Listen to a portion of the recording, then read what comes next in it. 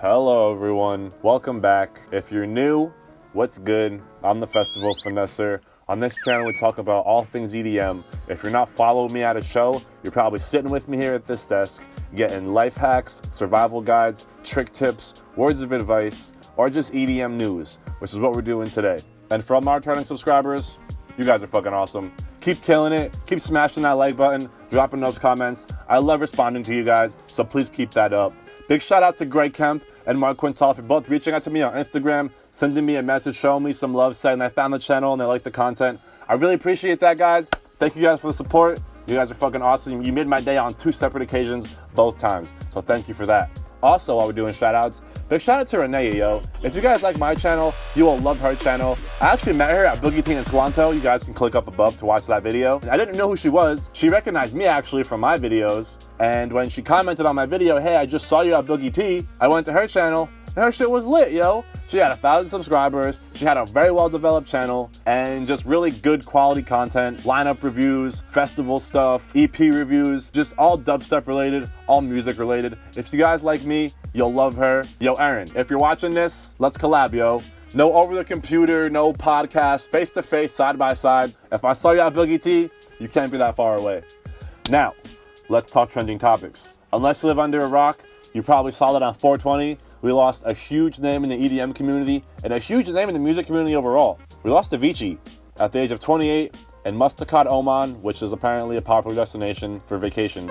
Spoiler alert, if you're watching this video to find out how he died or the cause of his death, I don't know. It's still unknown. I'm just going to be talking about his career, his life, his impact, his influences, and just kind of how I reacted in my opinion on the whole thing and how I'm taking it. So let's do this. Now, it wasn't until I started making this video that I realized how truly young Avicii was and how short-lived his career was. He was first signed to a label at 17 in 2007 and then came out with Levels in 2011, 4 years later at the age of 21. Levels pretty much opened up the door to fame, stardom, and pretty much established him as an artist. With Levels, he was touring more, partying more, and traveling more, and that put a huge toll on his body. In 2011, Avicii learned he had acute pancreatitis, which he said was related to excessive drinking and partying.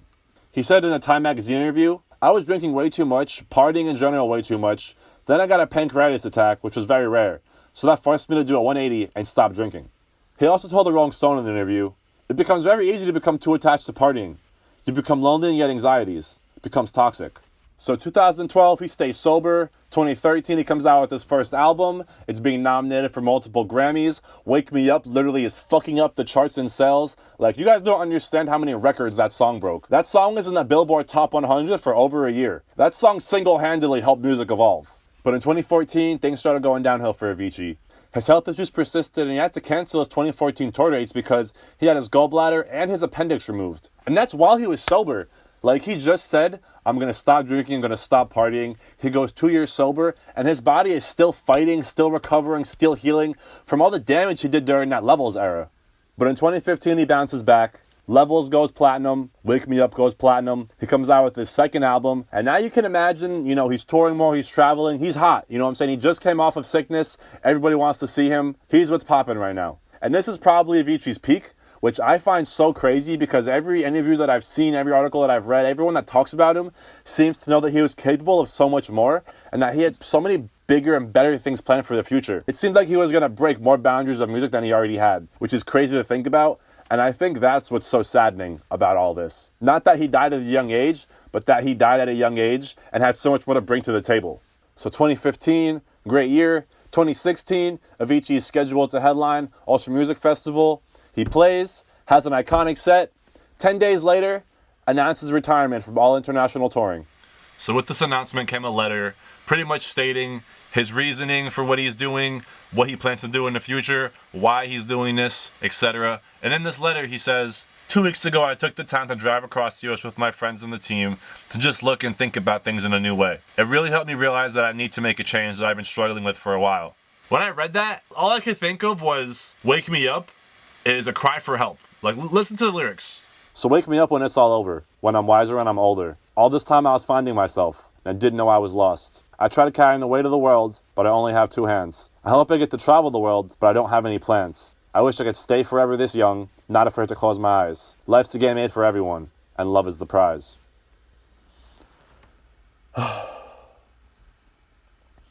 don't know, the fact that he says he was trying to carry the world, but he only has 2 hands, and he wants to travel the world but have no plans. Like, he wants to travel the world and just go and not have to be here and be there and report to this and report to that. He wants to be a regular person and not be an artist and just get to live a normal life, which he doesn't seem like he can do because of his agents and his publicists and all that kind of shit. However, despite his touring retirement, he said he had no intentions of ever stopping music, and in 2017, he comes out with an EP, Avicii On, and a documentary film. The film showcases how managers and agents can risk a star's health and friendship to maximize a star's publicity and profitability, and includes moments where Avicii, who at the time is making $19 million a year, is dreading his next flight or his next headlining set. Like, what? And then, in 2018, 420, we lost him. R.I.P. Avicii. For me, my boy texted me, my boy who does listen to EDM, and he texted me, he was like, yo, Avicii just died. And I was just like, well, whatever, another famous person died. And then I looked on Instagram, and I was just looking at all the posts, and I was like, wow, Avicii died. Then I was thinking of Levels, and Hey Brother, and Wake Me Up, and I was just thinking of all the songs that he made, and that were just so classic, and so powerful, and so like groundbreaking. Avicii's songs broke so many records, and they really just pushed music. What I thought was very interesting is my friend who does listen to EDM is telling me that Avicii died, and he doesn't even listen to EDM, but he knows who Avicii is, and he listens to Avicii. That is the one thing that Avicii was so great and so powerful, is because he was a universal element. Everybody liked Avicii. Everybody knew Avicii. He was a household name. He was a worldwide name. His music enchanted the crowd. It enchanted the audience. It made you feel. He had the music that would make you feel, that gave you chills, that, I don't know, it just did something to you. And it still does. When you hear that Levels chorus, like, that shit makes you so happy. I don't care who you are. That shit gives me chills down my spine, goosebumps, and I don't know, man. It's just so nostalgic to think, like, you know, that time, 2012, I was graduating high school, like, Levels. I remember driving to Levels in the summer. I looked at the cover art, and I was like, yo, this song, it just speaks to me. Like, it is just so good. It has a vibe, it has a mood, it has a feeling.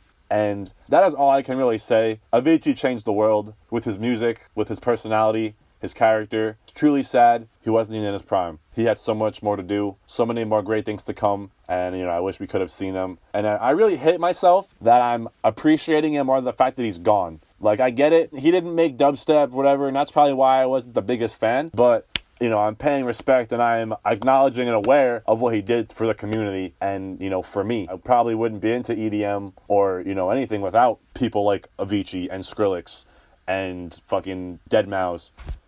So guys, keep him in your thoughts, please. Say a prayer for him and the family. I know it sucks, and some people are probably sulking on it more than others, but hey, that's what we're here for, right? Player vibes. Keep your heads up, keep up the positivity. I'm the Festival Finesser. If you guys like what you saw, please subscribe. I try to come out with content every week. If I'm not at the show vlogging the experience for you guys, I'll be here sitting at my desk with my I'm a fucking Headbangers logo in the background, here to give you guys advice, trick tips, life hacks, anything that you guys can do to finesse your shows and festivals and give you guys the best experience. Till next time, I'm the Festival Finesser. I love you guys. Peace.